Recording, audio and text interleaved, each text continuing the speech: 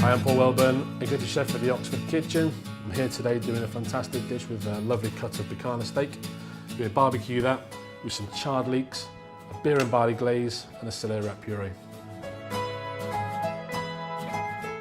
The rump cap, otherwise known as the tri-cut or the picanha, it's not got a lot of marbling, but it has got a lot of flavour. Grass-fed Irish outdoor reared beef is fantastic. It's had a good life. It's roamed the fields, eating that grass, and literally now it's produced a fantastic product, which I think obviously anything that's good in the product finishes in the final dish. So we're going to brine this in literally a 15% brine, salt water, for an hour. And we're putting a little bit of dark beer in there, obviously to keep that flavour going throughout the dish of beer, the hops, that kind of earthy flavours that we're trying to impart now. And then obviously we'll come later on with more glazes and some garnishes with there that will enhance it. We've now washed it off, dried it. Now we're going to portion it. Now the good thing about the steak here is, although it's a strange shape, we can get some really good cuts of meat. We can get a nice uniform cook all the way through, but we're keeping that fat on top. The fat's the most important part.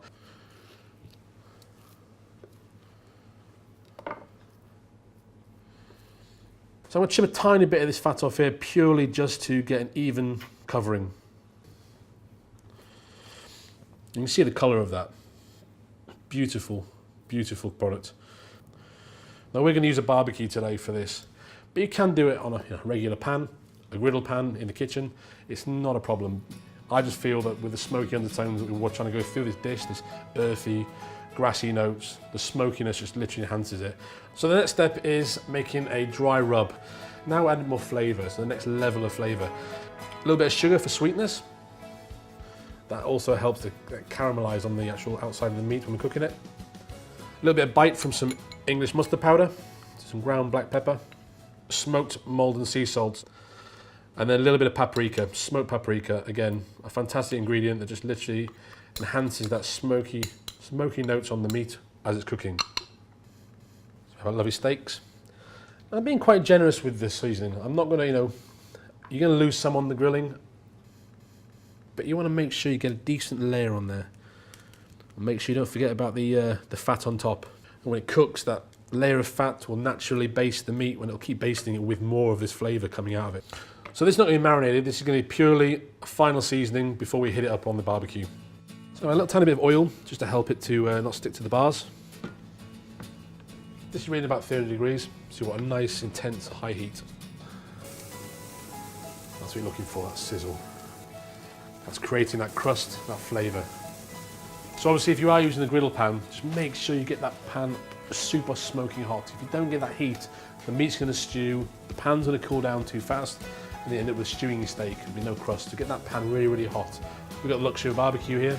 I recommend that, but you don't have to. So it's that flavour working on there.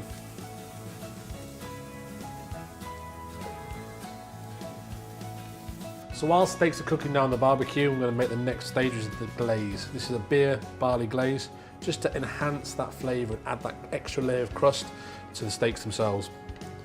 So we have some dark beer again, exactly the same. Soy sauce, a little bit of Marmite, that yeasty sort of salty kick. And this is barley malt extract. Nice sweetness, but you're still left with that real nice flavour of the malt, the barley. It creates a nice sticky glaze. And then a little tiny bit of beef sauce, just to keep that beefy notes going. We're going to sort of warm that on the stove now, and then keep brushing that over the steaks on the barbecue. So I want to baste this about 3 or 4 times. Each time keep turning the steaks, getting that caramelisation, getting that just crust it forming, getting nice and crusty on the outside, and just keep the flavour going. Okay, so the steaks are here now, they've been rested. Resting is key, it's critical. The smell is amazing, smoky. To start with on the dish, some celery wrap puree. We've now got the smoked barbecue leeks. Take the outside layer off. You're left with a real nice smoky leek. On the dish, 1, 2, 3. Very natural presentation, just literally going to lay those leeks over. Little tiny bit of monk's beard, it's fantastic. It's got that real nice grassy notes that also help to bring through that flavour of that beef. For a bit of crunch, a little bit of puffed pill barley for a bit of texture. A little salsa verde, just nice and herby. Just keeps that freshness, a bit of acidity there, because there's not a lot of acidity in this dish. And again, the leek, we don't waste nothing. The leek roots, we're just taking them off, dress them in a bit of house dressing, and they just sit on there to finish.